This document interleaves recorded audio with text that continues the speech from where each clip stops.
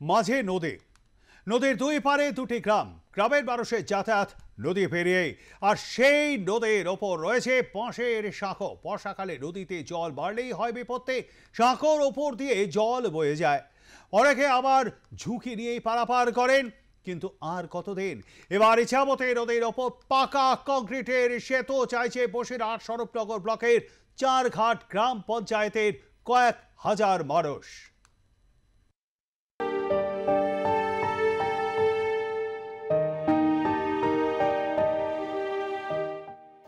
স্বরূপনগর ব্লকের চারঘাট গ্রাম পঞ্চায়েতের আমার পেছনে রয়েছে কাঁটাবাগান, আর ওই পারে রয়েছে টিপি। এই দুই পারের কয়েকশো গ্রামবাসী এই কাঠের ব্রিজ ব্যবহার করতে হয়। এদিকে রয়েছে পুলিশ স্টেশন, গ্রামীণ হাসপাতাল থেকে শুরু করে একাধিক দপ্তর রয়েছে এই স্বরূপনগর ব্লকের মধ্যে। সেখানে গিয়ে গ্রামবাসীদের নিত্যদিন দুর্ঘটনার কবলে পড়তে হয়।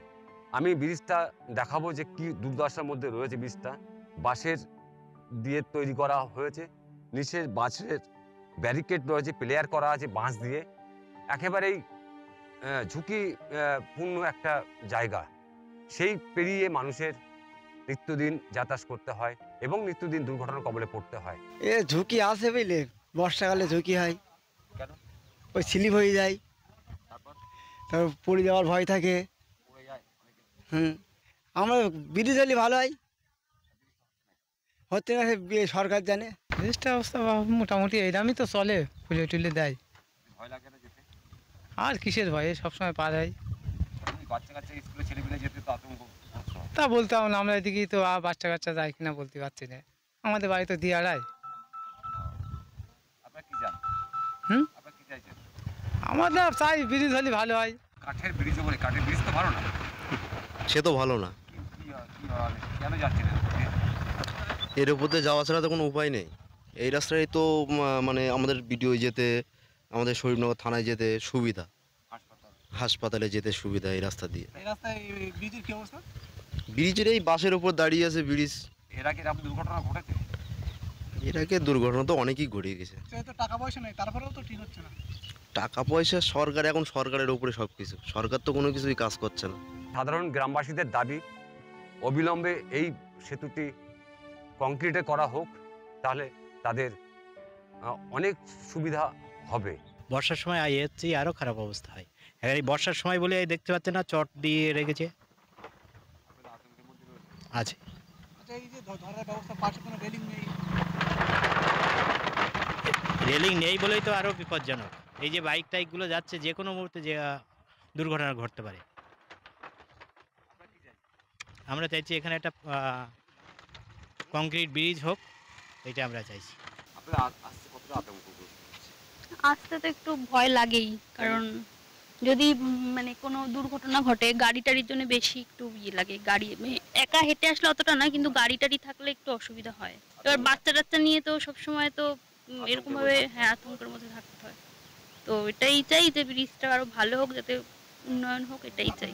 কিন্তু আজও পর্যন্ত কোনো রাজনৈতিক দলের নেতারা কান দিয়ে শোনেনি।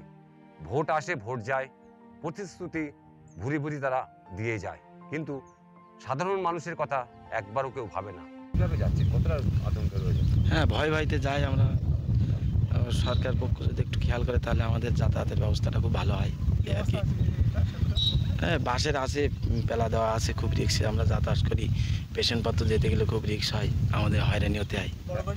না, বড় গাড়ি যায় না, আমরা বাইকগুলো নিয়ে যাই। খুব অসুবিধা স্যার, স্যার খুব অসুবিধা।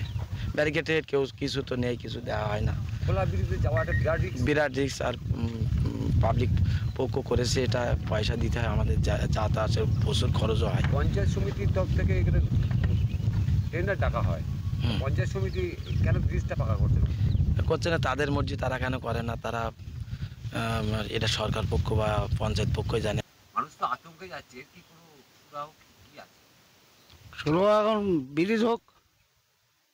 আপনি এখানে একটু পয়সা দিচ্ছেন, হ্যাঁ আপনারা কি সেটা চাইছেন ব্রিজ হোক? হ্যাঁ, তাহলে কি হচ্ছে? আমরা ব্রিজটা ঠিক করে রেখেছি, তার জন্য পয়সা নিচ্ছি। ব্রিজ হলে আপনাদের আয় নষ্ট হয়ে যাবে। তো নষ্ট হয়ে যায়, যাক, ব্রিজটা মানুষের উপকার হবে। এখানে রাত রাত রোগী নিজেদের বিরাট সমস্যা হচ্ছে, হ্যাঁ পড়তে হয়, তখন কিভাবে যায়? ওই এর উপর দিয়ে নিয়ে যায় আস্তে আস্তে। আমরা মোটামুটি সাবধানে চলতে বলি, লাভদি বলি, যে ডবল দেই না।